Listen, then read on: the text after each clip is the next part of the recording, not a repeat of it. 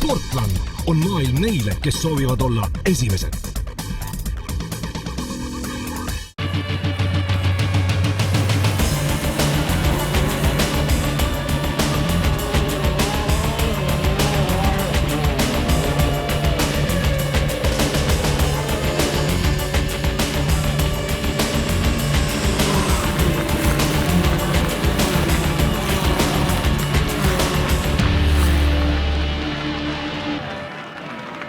Kiirusautomudelite Eesti Grand Prix tõi tänavu Nõmme autodroomile 8 riigi esindajad. Ühtlasi oli tegemist Euroopa karikavõistluste teise etapiga. Eestlaste jaoks kujunes kõige edukamaks klass 1, kus Lembit Vaher, Rain Teder ja Sven Aadla said toreda kolmikvõidu. Lembit Vaheri võidutulemus 263,833 km tunnis on ülekaalukalt selle hooaja maailma parim. Euroopa karikasari ja Tallinna osavõistlus, et kuidas see Tallinna osavõistlus võrreldes teistega on? No eks me tibusid loeme muidugi täna õhtul, aga praegu on juba nii mitmeski klassis hooaja tipptulemused sündinud. Kui sa praegu tulid teise päeva esimesed katsed, koostus siin mändidele aplaus, et mis see tähendab? No see tähendabki, et tulemus avaldas muljet publikule ja eks muidugi need, kes asjast aru saavad, need nagu oskavad hinnata niisugust kõrget tulemust, aga see ei olnud küll isiklik rekord, aga ikkagi ma pakun minu niisuguse viimase 3-4 aasta parim tulemus. Klassis 2 sai venelaste staar Andrei Ušanov võidu aga just Lembit Vaheri ees. Andre Luumann oli 5. Klassis 3 võttis magusa võidu Mart Sepp, jättes selja taha 4 külalisvõistlejat. Klassis 3B püstitas venelane Jevgeni Solovjov Euroopa rekordi, meie parim Ülo Liimask oli 5.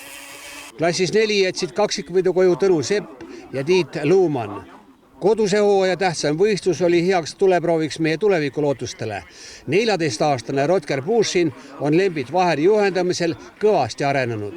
Poiss on tegelenud juba 4 aastat automodelismiga ja tasapisi kogub tuure nii-öelda, et tänagi tegi oma uue isikliku rekordi ja lisas lausa 10 kilomeetrit tunnis, mis minule kui treenerilegi teeb nagu suurt rõõmu.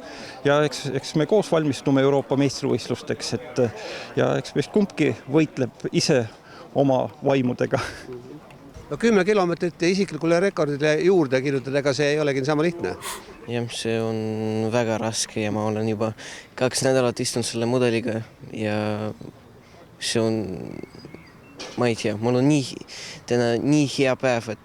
Mis see klass on, mida sa sõidad praegu? Ma sõitsin praegust 1,5, see on E1 ja veel mul on junior 2,1. Veel vaatame, kuidas junioriga läheb. Kõige võimsamas klassis 5 näidati loomulikult kõige suuremaid kiiruseid.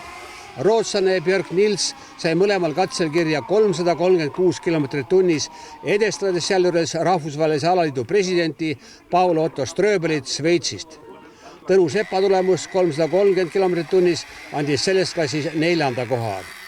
Nüüd jätkub tehnika ettevalmistus selle hooaja kõige tähtsamaks etteasteks Euroopa meistrivõistlusteks, mis algavad 31. juulil Peterburis. Sinna on jäänud natukene rohkem kui kuu aega, et eks nüüd põhiliselt juulikuus kõik töötavadki kodus, teevad seda peenäälestust ja veel otsivad neid viimaseid saladusi välja, millega siis seal EM-il üllatada.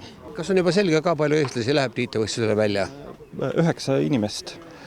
Et on ka äraütlemisi, et seekord me päris niisuguse tugevuselt 100% koondisega ei lähe, aga kes lähevad, püüavad parimat nagu alati.